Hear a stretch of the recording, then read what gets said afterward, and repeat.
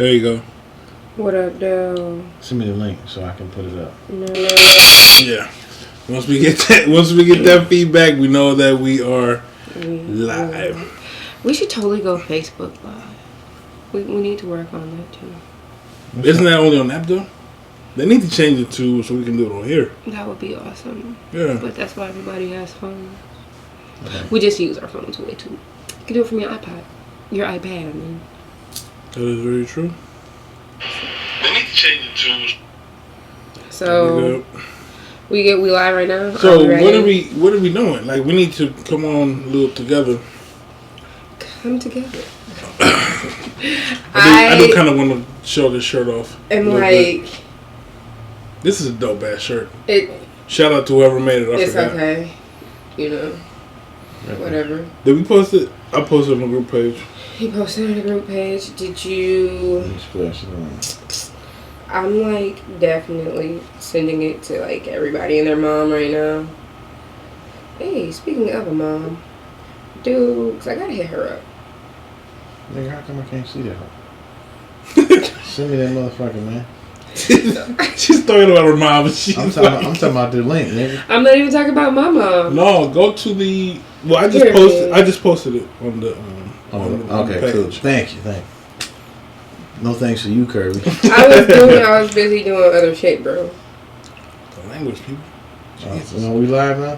Yeah, we've been live. My bad. That's his fault. The children of God. Here, shout out to Jesus. Oh shit. I will say nothing about that. I should totally send this to him, but I ain't. Did you Did I what? I gotta post this on my What up, everybody? We trying to set up here. We're getting ready for you guys because, well, yeah. What up, say? What up, though? You know. All right. I think I've pretty much got everybody. I want to point out how glorious this shirt is. I really like this damn shirt. I can tell. It was made by Underground. It's very cool, Bateman, but that's nothing. American Psycho. Remember that when he was kirking out over those business cards? Because dude had a watermark on there. Classic cinema. If y'all ain't seen that movie, American Psycho is amazing. It's the best hour and a half of your life. Ever. You must watch it. This dude was moonwalking with an axe to Huey Newton in the news. That's amazing. I have to see that, Jimmy. I got it. You have to watch that. Field trip. Field trip. So which one is better? Dark Knight or American Psycho? His performance anyway. It's the same guy. He's the same character in every movie. Like he's got this smug look on his face. He's all serious. Like he doesn't. The best performance I've ever seen Christian Bale in was in that joint. Save Lesson. Nope, he wasn't in that. Was he laughing in there? I never seen a dude. He was in the one about Mickey Ward, the movie. What was that joint? With the wrestler? No. The boxer dude. It wasn't the wrestler. It was Mickey Ward movie. But he was a crackhead brother. But like he played that role so good because I've never seen Christian Bale play a role like that. He's always serious and like stoic as hell. So he did his thing. I would have to see. I can't think of the name of that movie. I am burning incense. He's burning. Can he burn incense? I'm trying to set the mood. I'm not saying that he can't. I'm saying it's gonna give me a head. And all y'all people out there probably wondering why this flag is upside down. I'm pretty sure it's crossed your minds. You're tuned in. This is in no way, shape, or form These are the views of this post. This is not a random Tuesday. Oh, fighter. The fighter. Can I finish? Shout out, Drake. Can I finish my thought? Shout out. You know what I'm saying? It's just right now with the state of things, we kind of backwards, man. So, and upside down. So this country needs to get right. This man is making a stand. You know what I mean? So that's why I'm Drake. Better know which shit perform reflects the views of Random Tuesdays or any affiliates. See how they do me, man? It's all good, man. Y'all do it to me all the time. But it's all good. But yeah, no. All right, so bring it up so I can see. So I can show my patriotism. Hold on. Yeah. Pull my leg down high. There you go. See, that's American. Bro. By the way, when you did that, it was upside down when you did that. I hate y'all, man. The jersey's red, white, and blue. Jeez. Don't get me. Are you using my Bruce Lee t-shirt to watch the damn I am. So, guys and gals, what are we here to do today? Guys and dolls, talk about music. What music Talk are we talking about about? What year are we music. talking about? The best year for our hip hop ever was 1996. 95, 96 are like and 94. Those 3 years. 98 too was pretty dope. 96 is kind of unraveled right now. I'm starting to realize how deep 96 is with releases, and it's freaking ridiculous. That's what you mean. Go up one. What? Freaking Go up. ridiculous. What? What is what? Okay. Didn't know the album. With this one? Yeah. Those that Southern Playlist Cadillac Music. Yeah, sorry. That was 94. But anyway, we are here to celebrate the year 1996. 96. And the hip hop releases, the classic releases that are all turning 20 this year. Which we'll be reviewing them. All of them. All of them. As if they just came out today. They just came out. And we're going to give you a little bit of, what it is. Sprinkle a little bit of that, what it is, on top of it. But a little bit of talking about the South. Not the South. The South. S-O-U-F. South. That's how my mother says it. South. There's no TH. It's an F. Yes, if you put a TH on there, shame on you. If you put a TH on it, you're from the Screw north. your English lexicon. Put some respect on it, dog. Right. Yeah, if you put a TH on it, you're definitely from the north. So, you know who we are. Well, if you don't know who we are, Okay. You sent cigar? Yes, indeed, I did. Okay, cool. Welcome to Random Tuesdays. We are now ready for y'all. I am Calvis Freshly. This is Solo Brother number 1. This is Trill Huxtable, 84. Jorge 92. Y'all ain't gonna keep changing my name. And Yeah, you Jorge. racist bastards. Yeah. This is Jorge. El Trio Huxtable. This little light of mine is gonna shine, okay? So, okay, before we get into this, I'm going to need y'all to do us a favor. It is called hit the like, the follow, stalk us online, but not in real life. Right. So that is Facebook, Random Tuesdays, DET. There is our Gmail, which is Random Tuesdays, DET@gmail. Email us suggestions, talk to us, because we're talking to y'all. Absolutely. There is Random Tuesdays, DET on Instagram and Facebook and Twitter. Follow us. Talk to us. We like y'all. That's right. Thank you for tuning in. Thank you for tuning Thank in. you for y'all continued support. And Thank you. We really appreciate we do that. appreciate y'all. Because y'all can be Indeed. rocking with anybody else, but y'all rocking with But y'all us. here with us. Jay-Z. That's right. So we appreciate that. We do. H to the Islo. I love that song. So So we're going to go back. we gonna take it back to the South. To the year of pages and flip phones. Dog. And Flip phones? Yeah, flip phones back They there? had just started coming They out. had just started coming out. Flip phones? The Motorola The joints. Motorola, yeah. Star Okay. And Text. then Nextels. And next Nextels and shit. So we gonna take it down to the dirty.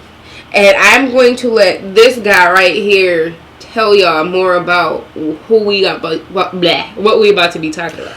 Okay, so so today we got 2 classic albums. I think that helped shape the hip hop rap scene in the South. Prior to that, it's mainly East Coast and West Coast oriented. So we got 2, what my personal 2 favorite groups of all time. That's my 1A and my 1B interchangeable. So we will be reviewing today. We got Riding Dirty, UGK, Bun B and Pimp C, Super Duo. Don't ride dirty out there, y'all. Be legit. Please be legit. Watch out for the haters. Watch out for the haters. Like Kirby's uncle say. Right, because that's some real pimp issue. And we also be reviewing Outkast ATLiens, another super group. That's a amazing album. Yes. Both of these, again, these 2 groups are my Run DMC and my Public Enemy, my personal favorite groups. Would they be considered groups? I always wonder about that. Group is duo is considered a group. A duo is See, definitely 'cause they considered do a group. like it's like people change that. But okay, Who changed so a group is two or more. You could call it a duo because it's only two rappers, but then you have crews like the Roots crew who have interchangeable band members. Then you Okay. have Wu-Tang who's like a million 30 of people, them. but you Yeah. only see Mo Thugs. you only see you got all like these 5 of them off top that you can name off your head. But I'm gonna go ahead and just say this. You know, with those two individuals in the, you got to look at both groups. They're both duos. But like you did say, you know, there are collective camps they're a part of, like, you know, Swisher House or Rap A Lot. Those camps. Or, Shout out to Queen's Chat. Shout Sorry, out, gotta dismiss this stuff. But anyway, Is it buffering? Is it buffering out there for y'all? Cause I'm getting a couple texts saying that it's buffering. I'm about to. What up, Lindsay? What up, Queen's Chat? What up, people? Bad boy, The take 90s, that, take the that. 90s period. That's what's up. And we had a few fails in the 90s. She said, I did. "Hanging flag upside down." So you pissed with your country, huh? This one over here. It's not y'all. It's You said it, not him. me. Yeah, That's him. I ain't say none of that. That's what y'all said. That's yeah. y'all interpretation. But It's entirely incorrect. but after the 90s, we came back strong in like the early 20s too, though, because we got some heaters out of the early 20s. Okay. We got like M. Wait. No, that was 99, right? Now he came out with his first project, but it was a street project. Infinite actually came out in '96. It did. Um, No, it's not buffering now. So. But Thank you for the header. back to what we were saying about UGK and them, I do think that they will be considered groups because you got to look at the producers too. Because Organized Noise to me played an integral part That is in the development of that group. I mean, even though on this particular album, you know, this album, Outkast, they actually kind of took more of a producer role themselves. And then in the documentary, they kind of alluded to that. Organized Noise was a little upset that they decided to go, you know, and make the beats themselves. Even because they felt like, hey, we got you guys on. We gave you the platform, this, that, and the third. But honestly, it worked for the better for them. Not saying that Organized Noise was whack. Not at all, by any means. I mean, you could tell they were definitely influenced by them by being in the studio and watching them craft beats. And that's kind of how the sound came about. So on the flip side, you have UGK riding dirty. You have Nojo and Pimp C making all of the beats, which at that time, I think when people talk about the South being shaped, you know, you look at KLC, you look at, you know, Organized Noise, Nojo, who's done beats for Scarface, you know, the whole Ghetto Boys camp. I mean, Early 20s. Mike Dean. People don't remember that Mike Dean played an integral part in the Southern sound. When I say early 20s, I mean 2010 and under. Sometimes you can toss in 11 and 12, but early 20s meaning 2010 and under to me. That'd be 2010s. Under 2010 and under. You said sometime we can throw it in 2011. Because I was still listening to that. Who was I? You listening to Nickelback in 2000. I was listening to Fall Out Kirby Boy. was listening to Nickelback. It was Fall Out Boy. It's still Fall Out Boy. It's all the same, It is not the same. Anyway, back to the 90s. I don't know where the 2000s came from. Right, I don't know either. But what happened? What? That's where it came from. Oh. Anyway, y'all trying to throw us off out there, man. Yeah, anyway, Yeah. To me, if this is just my particular opinion, UGK was definitely number one reason why the South is so strong. It definitely had an incredible influence in the sound because I've never actually heard organs. They brought the organ. It's kind of like street, like a street church. Like he was going like sermon at Pimp C when he came with the organs.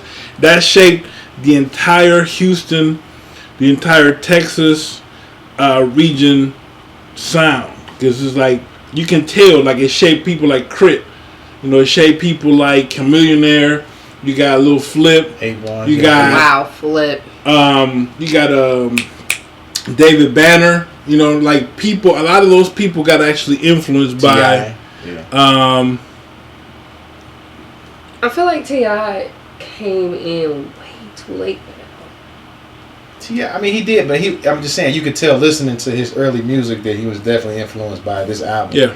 And the Outkast album as well, ATL News. But it's just, like he said, man, they did craft that sound. And Pimp C never really gets his due as a producer. I mean, he's a great rapper because he was such a realist. Like Reggie said, like he was like that pastor that, done been in the streets, but like he didn't clean himself up, but he still be in the streets a little bit, but he just giving you a sermon. But everything he was saying was so potent though. You know what I'm saying? And the beats that he was coming with, they, as he put it, country rap tunes. I mean, that was his quote. He called his music, it wasn't hip-hop, it was country rap tunes. And that's exactly what it was. And using the word country, not in the sense of being, slow or being a Bama, because I'm pretty sure at that time a lot of people viewed the South as being that way because of the East and the West Coast beef. But honestly... Oh, you're adorable. Honestly. Thank you. Honestly, yes, I love my train of thought. But anyway, Kirby is cute, yes. Well, he said her little bow on her head is cute. Oh, it's like Hello Kitty. You get it. You know what I'm saying? I saw it when you came in the door. I knew what it was. Yeah, that's all she's about. That sounded terrible. That's it. I saw it when she came in the door. That's what all she's about, bro. I didn't mean it like that. I mean, you all about Hello Kitty. Yeah, Christmas she's all about Hello Kitty. Christmas is coming. And Daniel. I do love Hello Kitty. Was it Dear Daniel or Damn Daniel? One of them dudes. Damn Daniel. It's Dear Daniel that is Hello Kitty's boyfriend. Though. Anyway. So, okay. Anyway. What do you feel? How did these albums... Okay, first let's ask this question. Okay. When did you hear these albums? When was your first exposure to these albums? UGK came much later. Okay. I heard like singles first just because it was the summer. Outkast, Jesus. I think that was the first album I heard, but I didn't hear it until much later, 96, early 97. Can we talk Jay-Z? We can, but not now. Y'all, we did the Nas one last week. So you must have... You got too much love on the Nas. We can talk Jay-Z all day. Hold on. By the way, this previous podcast, which is on DetroitFreakRadio.com, we actually reviewed the Nas album. It was written. So we actually doing album reviews for the 20th anniversary of each album. So we already reviewed the Fugees is coming. Yeah, Fugees is coming. We reviewed Nas last week. So go to DetroitFreakRadio.com to check that out. Redman. We're gonna review the Fugees. We're gonna review Redman. We're gonna review. I get a whole entire podcast about the fucking Roots. We're actually gonna review De La Soul, and we're gonna do Tribe Called Quest at the same time. The reason why we got these two together is because from the same region of the country, and it kind of influences a particular region of the country. So no, we will not be talking Jay-Z. Maybe Jay-Z because he did help him. He did help him like really get exposure later on. Yeah, with Big Pimpin'. Yeah, with Big Pimpin'. But Redman, because Muddy Waters was his magnum opus, and that came out in. Yeah, so we're gonna touch every region of the country. We're gonna do Tupac. We're gonna do Pac. And then the Roots. Yeah, so I mean, we definitely gonna touch. We got y'all. We're gonna touch everybody. To Sean Price. Everybody will be touched. We got y'all. Just give us a minute. Where my notes at? Let Outkast and UGK live for this show, y'all. Yeah, let them live. So anyway, Kirby said it's late start on the UGK bandwagon. I got a late start on the UGK bandwagon. I remember riding the bus to Northwestern High School. What up, y'all? Listening to Outkast, though. Absolutely. And that was the first like sip I had of what was the Southern bounce, kinda, I guess. Mm-hmm. Even though it was still very laid back. And Big Boy to me will forever be one of the most underrated rappers. I think Dre is underrated too. I think Dre is underrated. He's underrated, but he's rated higher than Big Boy, and he's more talked about. Because they always talk about that. Even on Big Boy's solo albums, they're like, where's Dre? It's like dude can hold his own. You know? We got Kim and Foxy coming too. Oh, we got something special for that, because I think Foxy and Lil Kim came out around the same time. So we definitely... We understand you're a New Yorker. You want East Coast love. And we gonna show the East Coast a lot of love. Believe me, we got a special, especially for the MC, the female MC portion of it. We gonna do both of them at the same time. It's just like New York, Bogart. We might have Lil Kim in the house. You never know. I'm playing with y'all. Don't get mad. I don't even know what you said. But anyway, continue, Kirby. Yes. But so that was my first trip into the Southern playlistics. Big Boy to me is one of the best storytellers you will ever hear. West Savannah. Ever hear. Whereas his rhyme style is a lot smoother and more consistent than Dre. That was the difference. Dre got a million words and a way to weave them together, where Big Boy is gonna tell you a dope ass story over some dope ass beats. I got it. He brought it to the streets. I mean, simple as that. And it's weird because you would think that it was different that Big Boy didn't graduate from college and high school. Andre was the one that did. Andre didn't. And it's interesting. That was interesting when we found that out watching the documentary, Organized Noise documentary on Netflix. Dope. You need to check that out to get more context on Outkast and their early beginnings, if you don't know already. It's just an overall dope documentary. But anyway, I agree with you 100%. I think Big Boy is definitely one of the most underrated MCs. And on this particular album, I mean, their bars, man, they stepped it up to a whole nother level. When they were at the Source Awards in '95.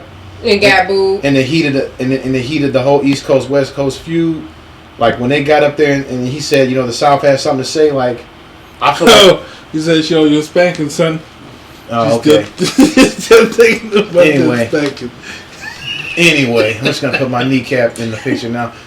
But anyway, so when they were at the awards, man, and they made that statement, I feel like that just added fuel to their fire to really just make the best album possible. And I think that they definitely accomplished that with this album. So let's dig into the cuts on this album, like the cohesiveness. So let's actually go back and kind of break each one individually. Absolutely. Okay, so I made some notes. Good job. Made some notes. What's that? My boy said one of my favorite Big Boy tracks is Shine Block. Yes. Shine Block is dope. You give Gucci a pass though. It was just dope. For that one. Yeah. It was dope. Just for that one. And give him a pass on Wale's song too, because that was dope too. Yeah. Pretty Girls was dope. Pretty Girls was dope. But it was a go-go joint. It's Wale though. But it's a go-go joint. But it's Wale. I'm on my grind, shorty. Don't stop my shine, shorty. That was dope. Dope song. Especially that sample is dope too. Okay, so we take it back to, and I did Outkast first. He's the ashy ass kneecap. Oh yeah? Why don't you come lotion it then? She might. Okay, so I like shea butter. Anyway, cocoa butter's better. Right. She said, "Are you trying to see something else? Yeah. Or just to show you got? Hey, PayPal me the money, and I got you." She's trying to say this kneecap is not for everybody. Okay. This kneecap ain't free. This kneecap got morals. All right, so this album came out August 27th, 1996. Nah, 6 on you tricks. And it actually is kind of funny because 2 days ago it celebrated the 21st anniversary of when Big Boy and Dre got the Source Awards Best New Group, and Dre went on stage and he said that the South had something to say. Which again, that was the beginning of, even though Ghetto Boys had been out already, Ghetto Boys had that was more underground. Even Abel and MJG had came out already. Mm-hmm. Shout out to them. Yeah, shout out to them definitely. But as far as putting the South and the South sound out to the mainstream, I think when it comes to the groups, UGK and Outkast had a little bit more influence. So now we go back to that award. It's actually funny because when they first got into the scene and they were receiving the award, they were actually getting booed. What she said? Keep going, bro. Keep going. Just keep going. Yeah, that's gonna throw me off. That's how very, very personal there. Something about kneecaps and getting some shine. She brought it up. I'm just saying. So they actually got booed. So now you think about it now in 2016. Damn, you threw me off with that meth earlier. But anyway, You said you had some meth, bro? Y'all didn't share with me, man? I had no So- meth. What kind of friends are you guys, man? The worst kind. Don't share meth with me. Scarface that's coming. review. That's coming too. That's coming. We in 9-6 right now. We Yeah, get to that. we definitely gonna everything that you want to review. Matter of fact, Email I'm us. gonna go ahead Email us and what you want us to shamelessly review. plug ourselves. If you want anything that you want to get reviewed, anything that you want to talk about, email us, inbox us on Facebook, email Twitter, us on Instagram. Twitter, Instagram. All of that.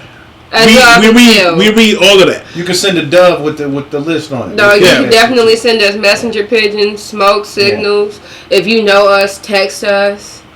You two NY for this convo. So that means that this is a very good opportunity for you to be able This to is just a sit learning back and you can opportunity. actually And just you can actually listen learn. and Because- learn something. Because I can honestly say, even not being a person from New York, being from the Midwest, I was kind of a hip hop snob. So it wasn't until I moved to Nashville that my homie House from New Orleans, shout out to my homie, put me on a lot of these cats. Soulja Slim. This man right here is a huge Wu-Tang fan, especially I was Ghostface. East But- Coast, no, you know. Even without the Up South, north it's a hip-hop lot of dude. it's a lot of Northern New Yorker rappers that you But I wouldn't have even a hear. lot Not from. only that, but right now everybody from New York is trying to sound like the South. Bruh, 100%. Designer is from Brooklyn. Designers from Brooklyn, Designers ASAP from Rocky Brooklyn. from Harlem.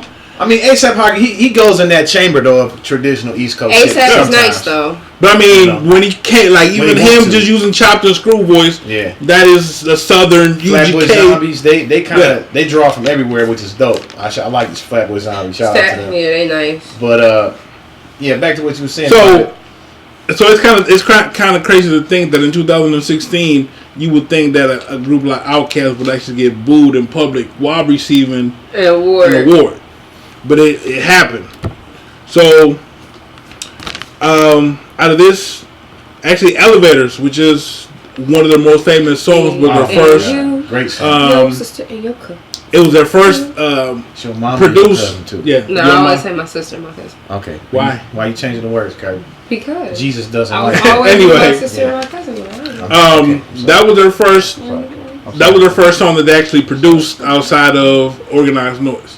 So yeah, actually, Dre and Big Boy actually produced Elevators, which was a huge, probably their biggest hit up until 2003. What was It's still it? my. Well, I mean, when 2000 when they dropped Speaker Bombs Box. over Baghdad.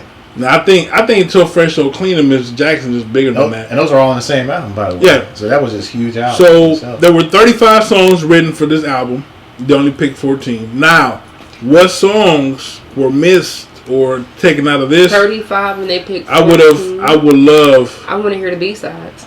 I would love to hear that. They owe the label another album. Can they just drop the B-sides Tribe and be Called like, Quest does here's the another album, album, bruh. B-sides from 96. That would be cool. Or Lost Tapes, Outkast Lost Tapes. Organized. Can we get That that? would be dope. Can we get that? Can we? Like, Dre, come on now. You want to give it to me. Organized Noise produced 2/3 of the album. If you don't know Organized Noise, get familiar. Please, like on some real stuff, just as far as another group of producers that actually shaped the TLC sound. Waterfalls, they did that. Yeah. It went platinum in November '96, which is back then going platinum that quickly. Was that 2 months, 2.5 months? That was It was huge. the beginning of November. For a southern group, it was huge. It came out number 2 on the Billboard and number 1 in the hip hop album charts. Anyway, so now when it comes to Andre 3000 and Big Boy, they're not together anymore. Sadly. I don't know if they will ever come out with another album. I don't think so. They got together for Coachella, and they went on tour. Was that last year or 2 years ago? It was like 2 years 2 ago. years I ago. heard it was kind of a bomb, like for the first couple shows, because, I guess Andre had been out of that spotlight for a while and forgot, even though as great as Outkast is, you got a whole new generation of people listening to music, and the quiet is kept. And I will always stand by this. A lot of people big Outkast's style, and they don't seem to get the credit for it. Because I think they really just took what De La started and Tribe started, and opened up just a whole new lane for you to be experimental with your hip hop. I can't even say nothing. Anyway, so Hate you, Chauncey. Why don't you grow up, man? yeah, grow up. So out of this particular album, what are your favorite tracks? Man, it's too many, man. The single alone was the first encounter with hearing the album. And I remember, a short little story was, I was in the car, I heard it on the radio. Said she was watching. Tell y'all hi. Shout out to What up, My Ma Dukes. Dukes? If you don't know who My Dukes is, Well, who's Get My Dukes? familiar. My Dukes is the best mom ever besides my real mom. Mhm. She's Jay Dilla's mom. yes, very, very awesome She is lady. the head of Sweetest Yancey lady. Media Group. She runs the Jay Dilla Foundation. Shout out She's Yancey awesome, Media Group. Shout out Yancey family. Shout out to everybody right? in the Yancey clan.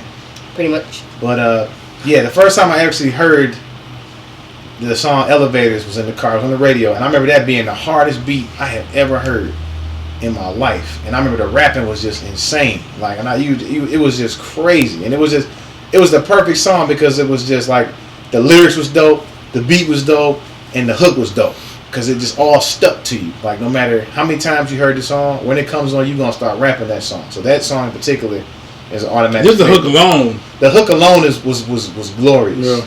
You know what I'm saying? So it's like that song, of course. I mean, and then just the whole album itself. It's really hard for me to pick another favorite because it's the one thing I will point out about this album is, and one thing that I encounter a lot with younger people, younger generation is, they get mad at older cats for not liking their music. But you got to understand, we like music and albums and projects that are cohesive and are well put together. This album, you can literally play this from the top and don't skip anything.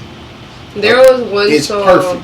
that I didn't particularly like. I will still listen to it if it's on and I'm in someone else's car, but it's not a song that I What would song? play. I want to say it's Babylon. Babylon was different. Where I was just like, You talking about when he said, "Put your hands in my atmosphere"? If you know what I'm talking about, It that was so cold. It was metaphorically they got bars. Period. for But days. I would have to go. One of my all-time favorite songs is Jazzy Bell. Oh gosh, that's a great song. That's the second Outkast produced song. I think those are like the only two songs that they actually produced. I think Organized Noise only did a couple. And I Well, think they did 2/3, but then I know that definitely Dre especially produced came into his own. Jazzy Bell and Elevators. What else? I would definitely say Mainstream was a dope song. I mean, just the line, because on this album, I honestly think they heralded in that they along with the Roots, they kind of heralded in that sound of just including samples and live instrumentation in hip hop, because at that point those two groups were the only cats that were really doing it like that, and then UGK as well, because there was live instrumentation, but they were combining samples with it and just giving you more than just taking a record and putting a breakbeat to it. I mean, although I'm a fan of that too, like they just kind of expounded upon it, and I think that album, the way that the kicks were, the snares, the bass lines, like it just sounds so great in any system. You got headphones, cars, wherever you at. Like, I'm gonna pull Wheels of Steel. Oh my God! On the wheels. Once upon a time, not long ago. Wailing Dog, like just that was my first honest beat. Even before getting Two Dope Boys too. Wailing was my first introduction to CeeLo. Even though he's not really saying anything, he just kind of like you hear him in the hook. It's just him, just kind of just riffing. There's like a melodic, just humming. What song? Wailing. Oh yeah. He was. But that was. I remember specifically hearing that song and me be like, who is that? Because even though like CeeLo just has this, even though it's like a high pitched voice, it's like just soulful. He can sing. Yeah, and it's that AT Aliens. Come on, man. What? Back the hell apart from me. AT Aliens. What about it? The song? The song. Yeah, absolutely. It's a great album, man. I mean, throw your hands in the air and wave them like you just don't care. And if you like fish and grits and all that pimp shit, everybody let me hear you say, "Oh yeah." I mean, 36 Chambers of Death. She is definitely a New Yorker, bro. Yeah. Okay, Lindsay, the way we remember all of this is we legit take notes. We students of the game. We'll remember an album like, oh, that came out. Our review process takes us a week, at minimal a week, and to run a review on an album. It's not like we just sat down and listened to it and was like, yo, one thing. it's notes. Well, these right here are classics. So and those are classic albums. These have been around my listening, my ears for 20 years. So, and let me say that. Let me say that Outkast. And another thing great about this album, and the thing I love about Outkast when I was a young boy, and was coming into puberty and all of that, they put naked women on all their albums. Oh man, this brings back sad memories of. Yeah, that brings back sad and glorious memories because it was bittersweet because my sister one time snitched on me because I believe it was either this album or the single, and they had a naked lady on it, and she told my mom's, and I could not get the album, and I was so pissed because she had like a life-size poster of Prince on her wall with his taco meat out, and I thought that was really inappropriate for a teenage girl to have, but I didn't snitch. I'm just saying. But yeah, the artwork alone on the album cover, I don't know if you can see it, but it's mad dope. It's like a it's like a comic book. It's like a comic book. The graphics are just dope. Like, cause honestly, they couldn't have put no typical rap cover on this album. You couldn't have put like, a couple chicks on the side with some thongs and some like champagne. It wouldn't have fit this album because this album was definitely some out of this world type of shit. Yeah, like that's just what it was. Man, the album, and it never gets old. I still listen, even though we had to do the review for this. This stays in rotation. It stays. It's certain songs on every album. Let me share my. Go ahead, Reg. Let me share my pain. So share your pain, brother. Share your pain. Okay. I used to live with my uncle. I lived with my uncle and my aunt for like 4 years during high school. So I came home one day, got off the bus. My ritual was. What up, DDT? What up, dog? What up, dog? My usual ritual: get off the bus, unwind, sit on the couch, watch Jerry Springer, Jenny Jones. Are you jealous of this? Are you? You should. Jenny Jones, Sally Jesse Raphael, or what was the other one? Ricky Lake. Ricky Lake, yeah. I have to decide. Wow, bro. So now. We'll be in the studio with you later on tonight. Yeah, definitely. Shout out. Just shout out for coming through, bro. So, big time. So this is right before, you search the BT, Hits from the Streets, Rap City to the Basement, Vita. I hated Cita or Vita, whatever. She was annoying as shit. She was annoying. Annoying as fudge crackers. I go upstairs. I'm about to do some homework. Open the door, and in my dresser, there's my Outkast albums. Snapped in half. Oh no! Snapped in half. No. And then it was one of those moments where you dropped it, you'd be like, no! You just like, and it's just like I didn't understand. So it was like, what happened? So my aunt came home, and she was like, yeah, they had naked women on them, so I ripped them. Should have told me in science class, bro. It was anatomy. First of all, at this point, I'm there in high school, and I'm looking at a drawing of a naked woman. Mm-hmm. Now, if it was a naked dude, you'd be like, okay, we gotta talk to you, see what's going on through your mind. Back then anyway. Yeah. But it's like, yeah, that hurt my heart. That's painful, man. Yeah. I had one experience with, it was 3 6 Mafia. I found the CD, and I'm playing the CD to dub it for somebody, right? And my overly, he said, do it. My overly Bible-loving ass stepmother told my 3 6 Mafia, they're the devil. She also believed Pokemon were demons. I believe that. Pokemon aren't demons. Shut up. That motherfucker got a tail that's on fire. Either he's a demon or he got hemorrhoids. That's all I'm saying. So she told my dad. My dad takes the CD and chucks it across the street. I will never, not ever forget that day. That was the only one. Group hug. We're just gonna group hug it in here. This is tragic, man. This album is like joy and pain, man, and sunshine and rain, all in the same. He said, bro, I gotta catch them hands. Yeah, yeah, she would have caught them hands. No, she tried to do that. You did, Mom. She tried to do that to my Lauryn Hill CD, and I'm like, no, nigga, just. You're my you're my stepmom. Like, I don't care. When my mom leave, I'm still gonna listen to this album. I'm still gonna listen to it. I'm still gonna listen to it when she ain't around. I was the kid at church sneaking in Reasonable Doubt to church service though. But one thing that was done to avoid the heartache of, not being able to have this album because of the Naked Woman for me was this is when I started taping songs off the radio. You know what I'm saying? Doing pause tapes.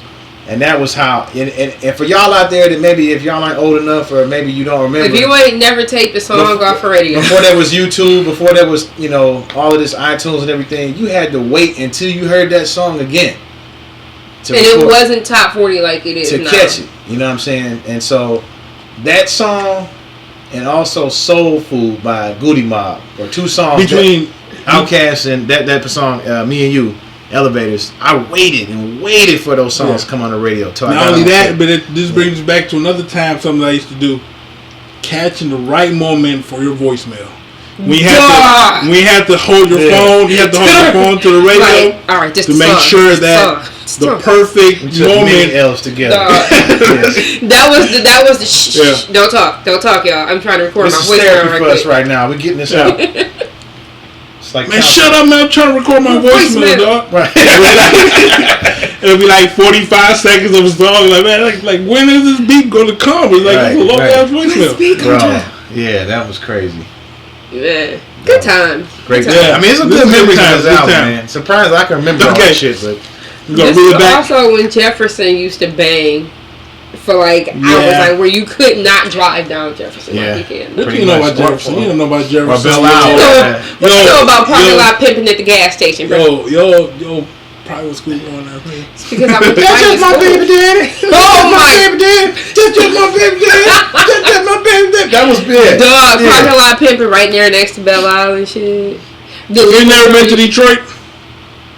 Belle Isle is like New York's equivalent of Central Park, but a lot better, bro. Because it's an island. Dog, no. And joggers don't get killed. And the liquor store right there on Jefferson used to sell liquor to underage people. They do that on 7 Mile and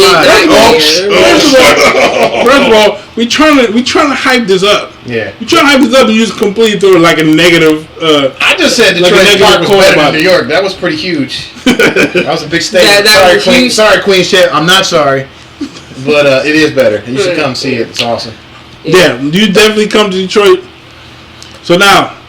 We go to July 30th, 1996. Album called Riding Dirty, UGK. That could go a lot of different ways too, I'm going to tell you. Riding Dirty could be drugs in the car, you're having a dirty woman or man ride you. I don't know. It could just mean a lot of things. I don't think that's what they meant. I think they meant drugs in the car. Driving without L's. There you go. Driving without L's. There you go. How many of you guys driven without your L's? Maybe once or twice. But, So, Outkast to me, UGK to me, I've actually gotten the privilege of meeting both Pimp C and Bun B, not together, on separate occasions. Actually, I got to meet Bun B twice, thanks to this one over here. Shout out to Kirby. Cool dude, man. Cool dude. Really cool dude. Got a chance to kick with him. Funner. Yeah, okay, so this is what happened, right? And it's kind of awkward a little bit. She accosted his son. Even before that. So, Kirby. I heard, but I had to put that word there because I've been wanting to use a big word all day, cuz. Okay. All day. So, Bun B goes to the bathroom, right? Down in the basement of St. Andrews. And they're still doing sound check, right? So this is like mad early. Like he's not even he's in shorts and like a t-shirt. So he goes in to the bathroom and he comes out. He's drying his hands, and Kirby just goes up to him like, "So, I kind of know." Like, yeah, my boy want to take a picture with you. Said, hey, my friend's a huge fan of yours. Yeah, and he's like, he's still driving. Now, if he had said that, dog, he would have got security. Would have came like, yo, this dude is a weirdo, bro. That's what I'm saying. Yeah, and anybody else. I think technically in that situation, she was security. No, I wasn't working there yet. You wasn't? No. Oh well. Shout out to my manager Kim. So yeah, I got a definitely huge honor. I got another chance to meet him in Miami when we went down to Dilla Day in February. Huge fan. I have all their, I mean, both Outkast and UGK. Huge fans of them. I rotate a little bit more towards UGK because where I lived growing up, Texas was it. Like it was a big. Texas had a lot of influence where I lived, so I listened to UGK. Also, on the Menace to Society soundtrack, I heard "Pocket Full of Stones." Man, that made I me used to be on rotation so bad, bro. I never wanted to sell crack, but I like the song. In my mind, I did. I never accosted the Prince of Trill. Technically, she didn't accost him, but what she did was she just bullied him. Freaking sweet though. She walked up to him like, "I want your hat." Bully him either. Like, I want your hat. Okay, this is what happened. She it was a put a snub nose concert. 38 It's in a his very small venue. I'm looking at him. I'm like, "Yo, I want that hat." This man right here goes, "I bet you're not gonna go and get it." I was like, "Wait, what?" He's like, "You ain't gonna go and ask him for it." So knowing full well this is about to happen. By the way, I just wanted to instigate it to see what would happen. So I walked to the side of the stage and was like, "Excuse me, can I have your hat?" He was like, "But I'm wearing it." I was like, "But you selling it, so you can just get another one." No. You missing it. You missing it. So he's like, "Can I have your hat?" He goes. He wanted something else. He wanted fair exchange, no robbery for that hat. He definitely looked down before he took the hat off. That's all I'm gonna say. You know, you I guys still have the hat at home in my hat collection, Yeah. and then from went and got there, another one. he went and got another one. From there, we did a little exchange. He was mad cool. Yeah, he was really cool. Got to hang out with him for a minute after the show. Took us some stuff from some clothing companies. You know, that stuff. See, look at that, man. The society was just, you know, MC8. See, I told you. Yeah. That's the MC8 was that dude. Nothing but the gangster. Great song. Great song. But yeah, what's that?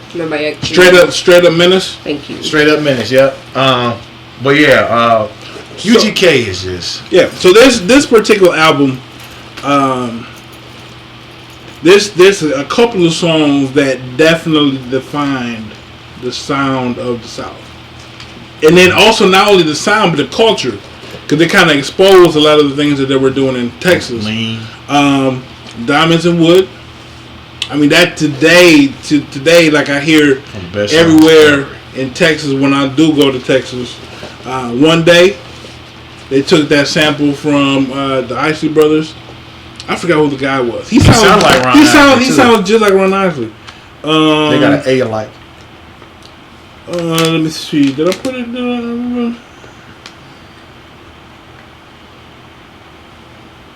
Yeah, I have to go back to that. So shout out there, because I thought it was Ron Isley for the longest. Yeah.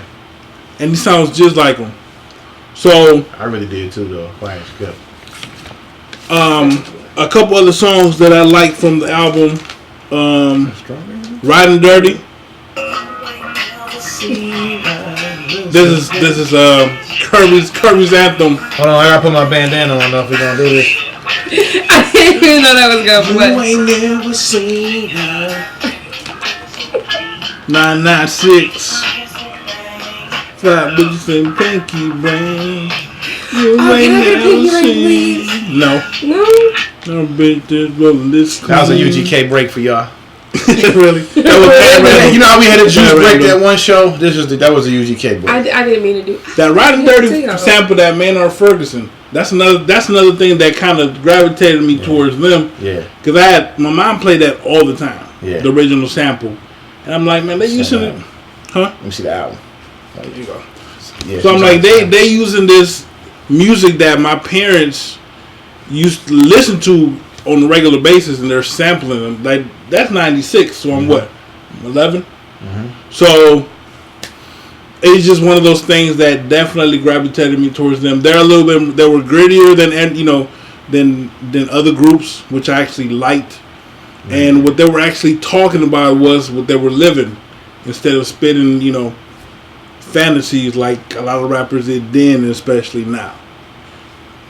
It was, yeah. It just to expound on this brother, what he was talking about. I mean, Diamonds and Woods is just an automatic classic. My first exposure to the album, like I said, was when I moved down south to go to school. I was a straight up East Coast, Midwest hip hop dude. I mean, I've always heard of UGK. I never really dug into their music like that. But my homie House and a lot of my homies I went to school with, my boy G Money, Lil Chris, Lil Calvin, all of y'all, West Memphis, North Memphis, all of them really exposed me to a lot of the Dirty South music beyond the Outkast and the Goody Mob. So it really expanded my musical palette, and I really started to appreciate what they had to contribute. So this album, quiet as kept, I heard this album chopped and screwed before I actually heard the original. And I remember like never understanding what chopped and screwed was, like being from up here. But like when I heard it, it was so fucking dope. And then I finally heard the album, and I was like, yo, this is a great album. My personal favorite cuts are Murder, because that beat just slaps. I mean, it's just a banger. And then 3 in the Morning is dope. And I just like the concept of the album because it's like a skit. It's like they have a character in the beginning, he introduces himself, and throughout the song, he kind of interjects in after songs and gives us a little wisdom about him being in prison and different things like that. But I love the fact that Pimp C had that interlude where he's like flip the tape to side 2, because it was just so old school for him to do that. You know what I'm saying? Like just the whole tape culture, like when that's what you had to listen to was a tape. So that was dope. Just production on there was sick. I mean, Pimp C was behind the boards. You got Nojo.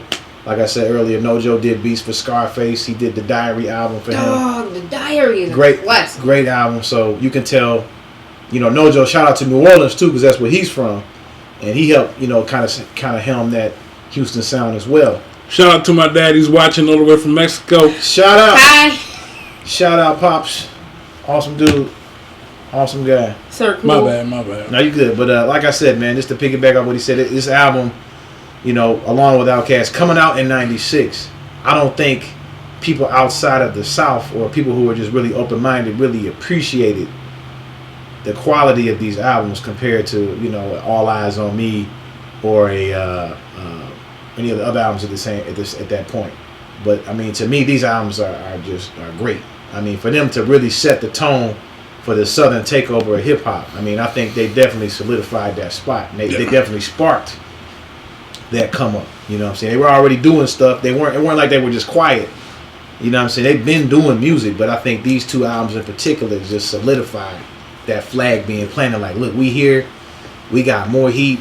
We can bang with the rest of y'all. We can do the lyrics. We can do the bounce. We can do the club stuff. All of that. We got it locked. So that's kind of how I felt about that album. Kirby. Okay, if you haven't noticed, I'm a huge fan of storytelling. And this whole entire album was like he said, one dope story from beginning to end. I heard this album later than 96, though. I want to say like 99 maybe. About 2000. 99, 2000-ish maybe for me. Like, clear vinyl. And it took me a minute to get into really. South Texas, motherfucker. That's where I stay. And it took me bitches every goddamn day. And it took me a minute to get into it, but once I got into it, it's one of those albums that I will continue to listen to. Pinky Ring, Pinky Ring is just, that should be your dad. That should be your dad's. I mean, we know why that's your favorite. That should be your dad's anthem. Okay, we know. It's okay. This is like a group session here. Shut up. Actually, by the way, we can go like her dad could be Future Shock because that's a sample that they use. That is, it is the Curtis Mayfield. Yeah. So we go with that, and then you can use the updated version of Pink Ring. Okay, right. It was so fun. So if you haven't noticed, we all collect vinyl. We like 45s, colored vinyl period. We will soon be posting a list of stuff that we want. We got stacks. I don't even know what I just picked up, but it's probably doper than anything you ever seen in your life. I have stacks of records, and I have a lot of autograph records too. So, Christmas, I didn't name drop. Christmas is coming. We do like vinyl. I'll put that out there. And Hello Kitty. Lots of Hello Kitty. Absolutely. Nice. Well, I don't like Hello Kitty. I don't like Hello Kitty or Damn Daniels. And shoes. But anyway. But no, I like this album. It's something that I would continuously listen to. But because I wasn't a bigger fan of that, and here you go, Queen's Chat. Jay-Z helped them on they were on a future Jay-Z album that Bun B was anyway. And there was supposed to be a part 2 to Big Pimpin'. That got shelved. But it got shelved. I don't really remember why though. That got shelved because they were about to drop it Like they wanted Timberland, Jay-Z, and UGK to go to the studio, but that's when Pimp C got popped for parole violation. That's when he went to jail. Yeah. And then the whole thing with Jive and them keeping all the receipts to everything that they did, and they couldn't file for taxes, so IRS went after them, and blah blah blah blah blah. Yeah, they got done dirty, no pun intended, with the Riding Dirty album title. They really got screwed when they came, because UGK should honestly be bigger than what they are. Absolutely, yeah. man. But they got shelved because either personal problems or record label problems. So, I'm actually glad that, because one thing about the whole Big Pimpin' story was that they were saying that Jay-Z wanted to reach out and Bun B was on board with it, but Pimp C was not, because he felt that would not. I guess he wanted to remain true to his fans, and he felt that if he did a Jay-Z track, it was over with. That they were going to become pop, and they were like all their underground fans were going to just drop him. I'm glad they did it. Big Pimpin' is the summer anthem till the day I hit That's 6 one of feet my under. dad's favorite songs. I can definitely see. I can see why your dad would say that. Like, he probably listens to it in the summer with a mink coat on. Teeth to that, like Big Pimpin', spinning. The last time my dad wore a mink coat in the summer was to the white party. You better watch out. First of all, the fact that he's even wearing a mink in the summer period is just amazing. It's a pig. Was it a white mink? It was a white mink. Was at it the like white party Pimp C? with a white stretch Hummer. Damn. But I'm really glad that they actually got together. That's one thing that in Queen's Chat, I'm going to give a shout out to the East Coast. Shout out East Coast. One thing that I do like about Jay-Z is that he actually reached out. He wasn't on that. And New Yorkers have this thing about being from New York. They go to LA or they go to Texas and they complain because it's not like a borough. Oh, it's not like Queens. It's not like Even Harlem. in Cancun it happened. Yeah, it's not like, it's not like where I'm from. Like, that's the whole point of you being able to go somewhere else, because it's supposed to be different than where you live. If you don't want to experience something else, you can stay at home. Now, Jay-Z has always been an artist who been able to reach out and actually reached out to a lot of people and a lot of different sounds. Let's keep talking. What are you doing? Minding my own business. Really? You gonna do this in the middle of me talking? That's just rude. Yeah. Anyway, JC has always reached out to people from other regions of the country to actually make music with. First time I heard Jay-Z on a track that was not a East Coast based crew was with the High remix with Juvenile. Yeah. Back then, High Boys were really popular in the South, but they were not the High Boys yet. Juvenile was not, I guess he was, he was the first one to actually make it big, but when he reached out to him, he's reaching out to UGK, he's reaching out to all these different artists, and I really appreciate that about Jay-Z, because there's so many people that just they don't even, I know people from New York that have never left New York, ever. I know people from 7 Mile that ain't never left 7. But I'm saying, like, that type of mentality, but it's like they don't, I'm talking about, like, as far as music, like the mentality is like, I don't need to leave New York. Yeah. It's like, paid in full. Like, we got to go to DC. You don't need to go nowhere, man. They showing us love here. Like, we don't need to go nowhere but stay here. Mm-hmm. So I've always appreciated Jay-Z for being able to think outside the box and actually embracing other sounds more than just the East Coast sound that that most people are used to. There you go, your shout out to the East Coast, Queen's Chat, aka Justice League, aka JL. Peace. What's up, Chrissy? Thank you, love. Chrissy said thank you. Oh, you're welcome. Yeah, and I think just to add on to that, with what he was saying about the South, like, I think specifically with being in the Midwest, I kind of feel like we got amalgamation of everything. Yeah. So There go we your definitely, second big word for the day. my second big word for the day. You know what I'm saying? I've been reading that thesaurus, cuz. But anyway, basically it was, we kind of drew from everywhere. We had our own sound, but we all, obviously we knew the East Coast was important to hip hop. We knew that's where it started at. We definitely, I know growing up here, like a lot of people, a lot of Spice One fans, a lot of West Coast, you know what I'm saying, UGK down south. So it's like we kind of, I feel like we kind of gravitated towards it more than maybe an East Coast did. What's up? We need to take a minute for 2 seconds. I am so sorry. Read this message.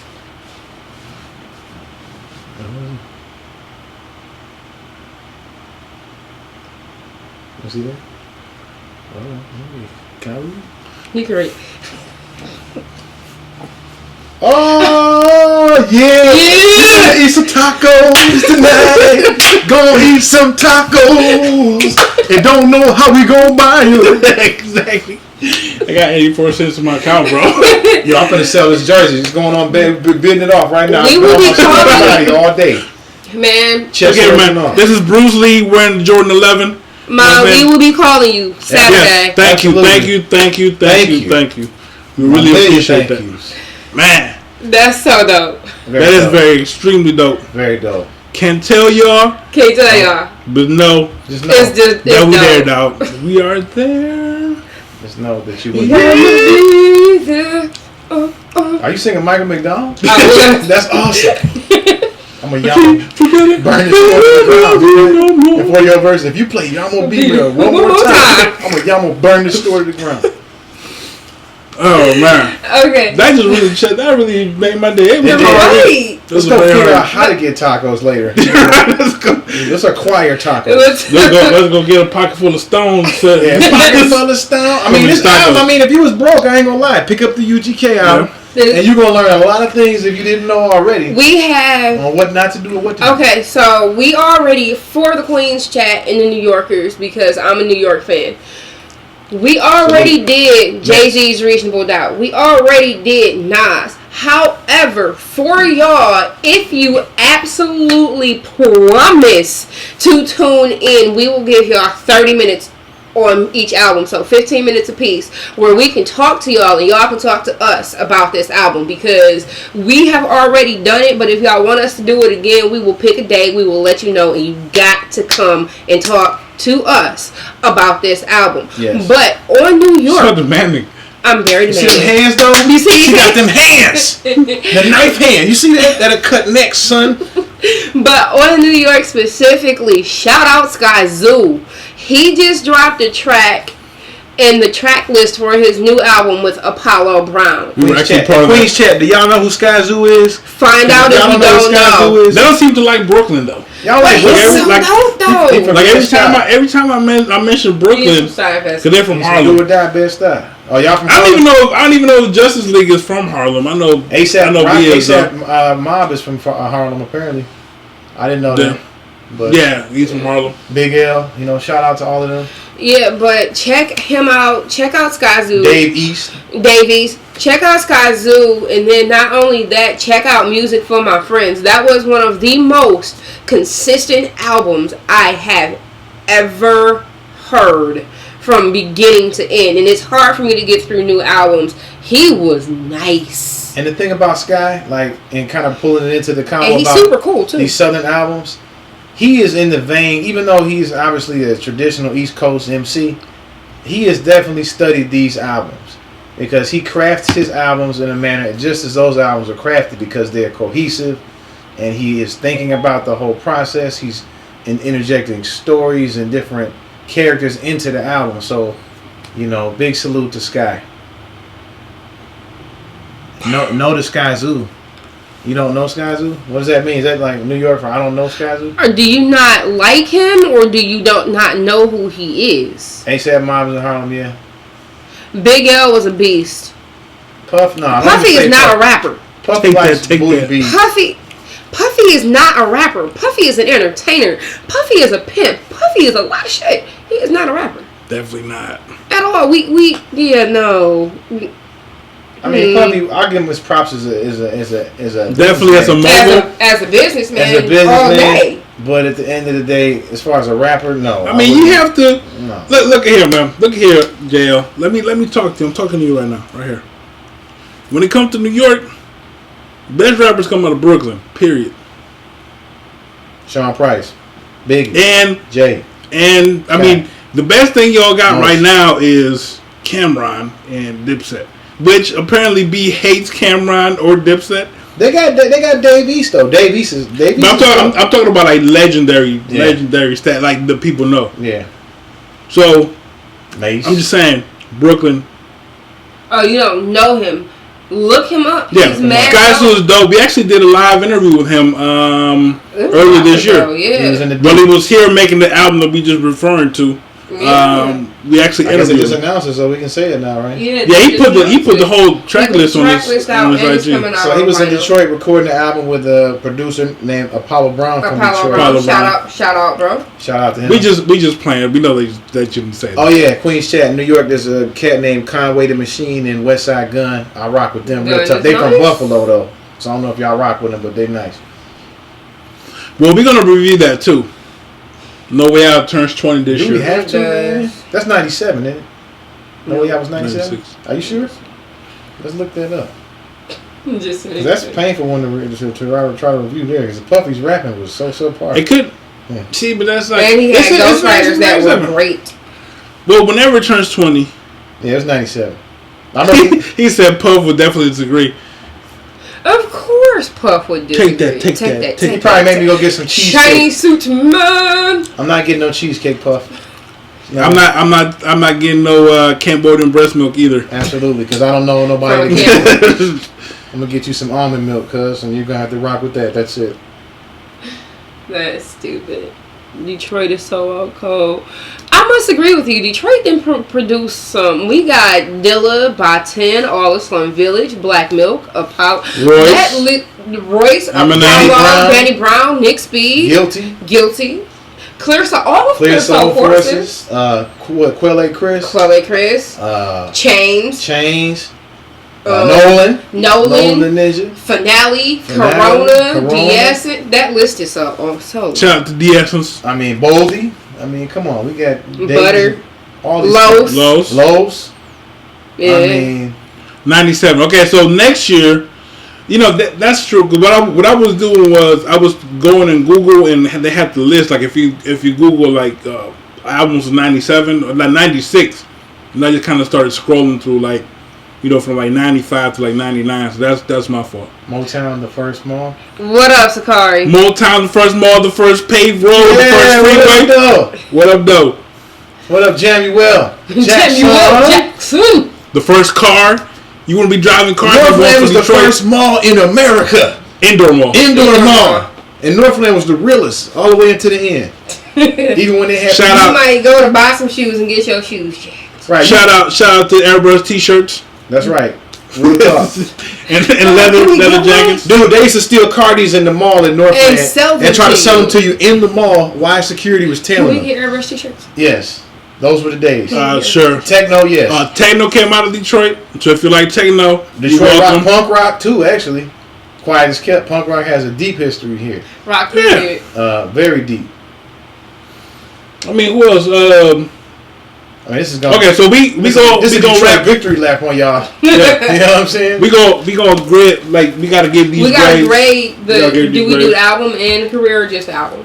Album for now, because then we're gonna be talking about these two for a minute. Oh, so we can't rate the career on Outkast. We can rate Nas, or we can't rate Jay-Z, but Nas gotta have a grade. You know what I'm saying? White Stripes. Absolutely. What was that? What's his name? Jack White. No. Alice Cooper. Alice Cooper. Yeah, Alice Cooper. Your boy Kid Rock, I guess. What about your boy, the attorney? He had a brother that sang My Sharona. Jeffrey Feiger's brother sang that song. Really? Sharona. They're from Oak Park. Yeah. Wow. Real talk. Okay. We was talking about that in the barbershop. Random as hell. All right, so we go with Outkast first. What we gonna give this? Wait. I just got a message. Cannot forget my big bro V Styles. Duh. V Styles. What up, V Styles? Man, Crooked Eye, Bumpy Knuckles, all of them. All. My dukes, we gotta do a call-in interview with you extra soon. Yeah, definitely. Right. Or if you can bless us with your presence, you are Like, always we welcome. got 100%. time for you. Yes, we got time. We got time. You better call work. That's right. And my Dukes comes in town, I might quit. Like, I'm sorry, my mom's in town. I love you, my dudes, but I can't quit my job. See, I'm just saying we have the regular regular schedule. So what we're gonna get is this right here. Oh, this might be the first album. Oh man, I'm just gonna give it a perfect 10.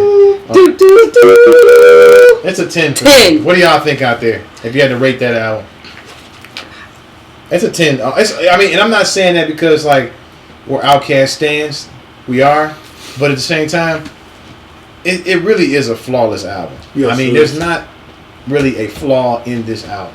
I mean, there might be songs you may not listen to as frequently, but as a whole, playing that album on a road trip or wherever, if you clean the crib, it is a solid, perfect album. I'm going to have to drop mine to a 9.5 because of the one song I kind of didn't like. That's real. I'm going to go, honestly. So you kind of like, you half like the song because it's like, you like the rap, but you didn't like the, the beat kind of. To me, it's a 9. Because it kind of had a bit of a drop off because from Southern Playlist to Cadillac Music. So that to me was the standard. And this one, that was your holy grail. For this one, would you say that was your holy? Because now let's think about that, bro. What about Aquemini? Because that to me was. I would say that to me, I don't really have an Outkast holy grail. But I'm saying, I want to reference which one would be the most solid project that was the most well put together. What would you say? This album is often forgot. Between Southern Playlist, Cadillac Music, and Aquemini. But what I'm saying is, this is the album where they started doing a little bit more experimentation. They try to start out the box. So to me, it was like, okay, this is Southern Playlist, Cadillac Music, and then go to this. It's the bridge to Aquemini. And it was like they're still trying to find who they are. Right. So anytime that you try to find who you are, you're going to make faults because you're trying to find, you're trying to set your foot. That's real. So it's a 9. It's still a classic album. As you see, I have it, and I will have it forever. And this on my phone. This in my computer. It's in my iPad. It's everywhere. I respect that, man, because like you said, it was definitely a growing album. And for me, my all-time favorite album from them, I think probably one of my all-time hip-hop favorite albums is Outkast Aquemini. Like, that is probably the most beautiful, well-put-together album that's ever been created as far as I'm concerned in hip-hop. Or in music, period. Like, it's just at that album. It came out in 98, and I remember it has not left my deck since then. I mean, it's like I said, it's still an unbelievable album, but again, it was during a time where they were still trying to find who they were, and also the pressures of going from a basement to Southern Playlist and Cadillac Music, and then now it's the pressure of having to build upon that. So again, when you have, not that it was lightning in a bottle, but when you have something good, you do not want to keep doing the same thing over and over as an artist because you want to be able to create. Shout out Sakari. Thank you, sir. I'm glad you like the Drake. You know what I'm saying? So it's kind of like it had missteps, but again, an unbelievable album. So what was that? What you give? 9. I give it a 10. 10. But I 9.5. And a 9. But based on what y'all saying, and those are legit points, and I respect the hell out of those. If I had to really take it apart from beats and rhymes, like rhyme wise, that shit was a 10. Those bars were stellar. Yeah, I mean that is. There might have been a misstep here with a beat there. I think like the concept of certain songs is kind of like bars was on point. So now we go to GK. UG Kizzle. Riding dirty. That's right. You see that? That's 3D, cuz. So to me, this album is. I'm gonna say I'm almost the same thing I said about the previous ATLiens. This album to me, coming from Too Hard to Swallow and Super Tight. Grow up, Kirby. Jesus. Jesus. That's all you women think about. It's just we sexual objects. What's wrong with that? Right, why can't we just go to a nice dinner and you can't bring it sexual? So it just has to be that. It going from super tight to this album. I give this album a 9.5. This is just my particular opinion. It's not my favorite UGK album. I like Super Tight and Dirty Money better, or even like Underground Kings or UGK. Remember that one joint they had with Dirty Dirty on it, and it had like the Corruptor soundtrack on the Corruptor's theme. Yeah, that was Cigarette on it. E40. And it had Cigarette. Remember that song with E40? Too Short. 8 Ball was on it. Yeah, that was a banger. Corruptor's Execution. That was a cold song. So I give this a 9. This is probably my. Again, it's a. They did say that during this album, it's a lot of inner battling, not with each other, but trying to find out who they are, trying to leave this, the actual street life. Because I guess these dudes really did it. So they were in between that time, going in and out of jail. They were trying to find who they were. I give this a 9. Kirby? I give this album, because I heard it so late and it took me a minute to get into, overall I'm going to drop an 8.5. I'm gonna say it was an 8.5 because it was a couple beats on there I wasn't necessarily feeling. Yeah, it wasn't. And it kind of messed up the groove of it because when it first came on, like those first 5 songs, like it just went, and it was just like it got to a point where some of the beats I felt like, they just didn't fit, the theme. But overall, I mean, for it to have those little missteps, as far as in my opinion, missteps, of a beat, I mean, it was still pretty solid. And I mean, it's a Southern classic. I remember my cousins from Tennessee playing this in the car. Some of my sweets be tight, but some of my sweets be f***ed up. But all my sweets gonna blow. So Killer Like That, Skunk Up. I mean, it's just a great album. I mean, it really put those 2 albums. And I talked to my younger cousin today because he was clowning me about my list I put on Facebook about that little thing about rappers, which rappers you hate, you like, or whatever, your GOAT. I haven't done it yet. So we were talking about that. He was joking about Young Thug representing Atlanta. I said, to me, Outkast was always the sound of Atlanta. When I heard their albums, it made me realize, if I never been there, but it made me, visualize what it would like to be in Atlanta.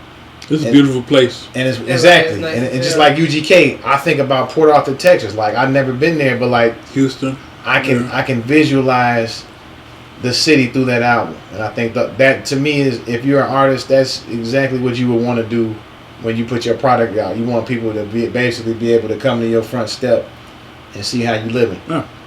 And that's what they did with those albums. I think they accomplished that beautifully. And another thing I want to add is having your own sound was critical to that year, because all these people that we're going to review and we've done and we're doing, everybody had their own sound. Yes. Even though those were 2 Southern albums, they were completely different. They were not the same at all.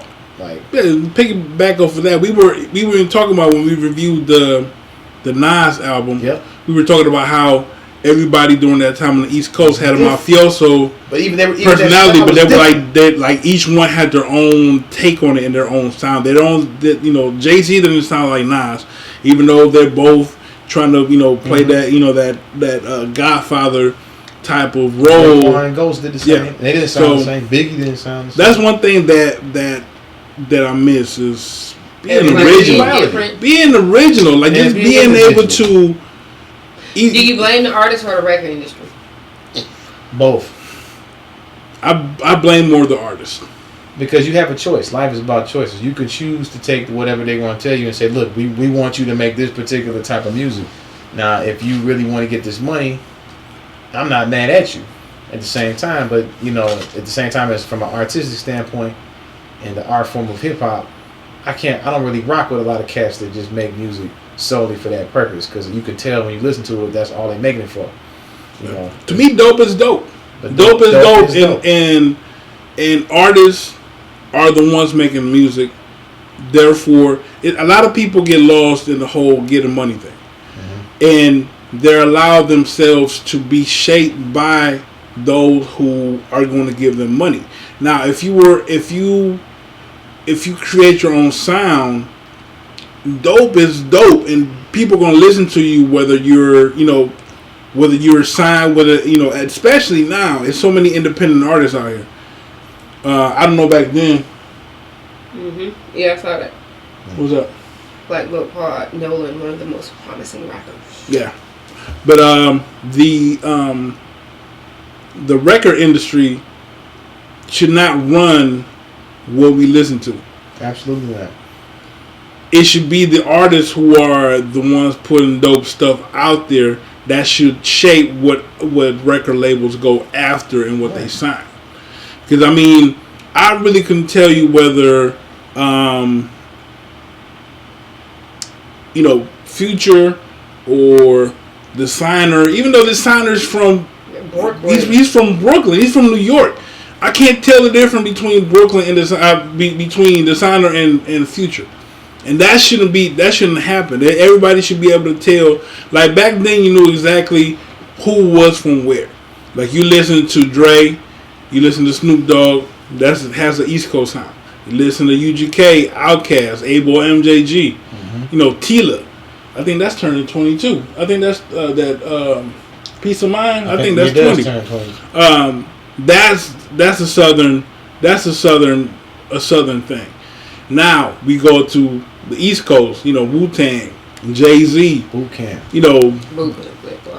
Gangstar. They all had their own particular sound, but they were like regional. Like you were able to tell who was from where.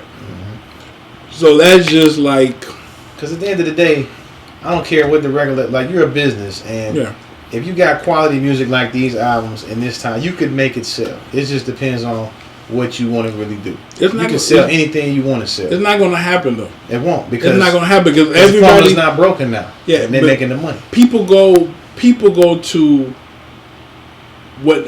I'm not going to say all of them, but a lot of artists want the shine. The shine is the success. They want to be able to be seen. They want to be able to sell records. They want to be able to get money. Right. That automatically shaves their willingness to actually have them mold, like have the record labels mold to what they want to sound like.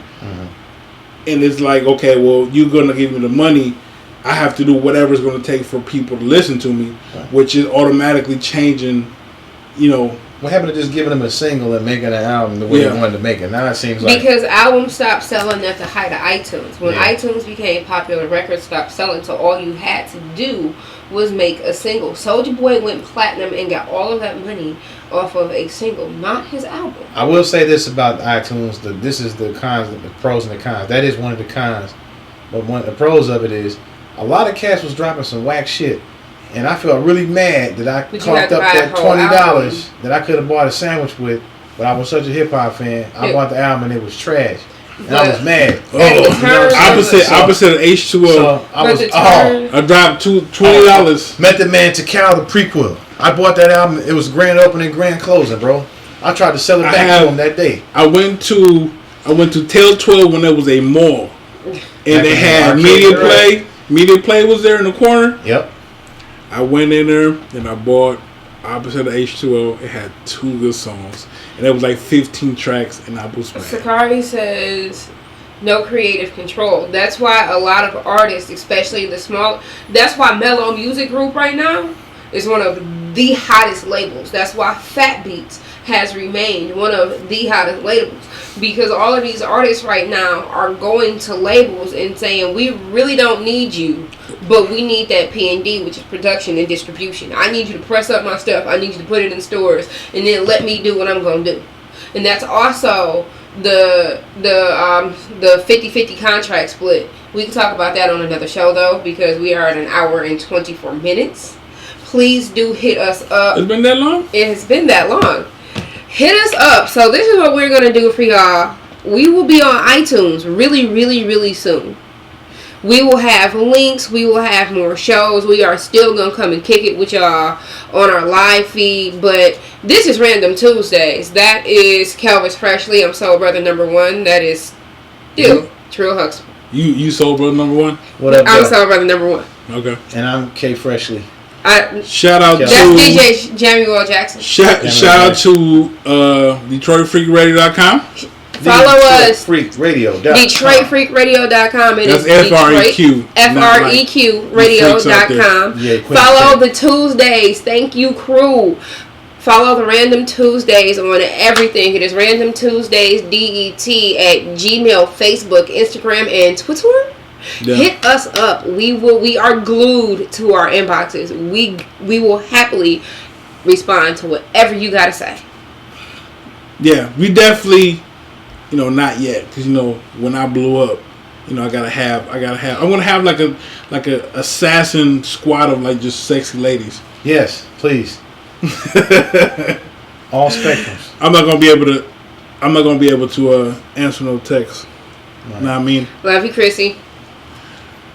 Nah, we definitely on no Hollywood stuff, man. We definitely appreciate everybody who comes out and supports us. Absolutely. Watches our stuff, listens to us, likes our pictures. A million thank yous. Yes. We wouldn't be able to we wouldn't be here definitely if it wasn't for y'all. Right. Appreciate y'all. Thank you. Thank you for y'all. Later days, we about to go get some food. Peace. Tacos down. The magic word is tacos. Tacos. Word.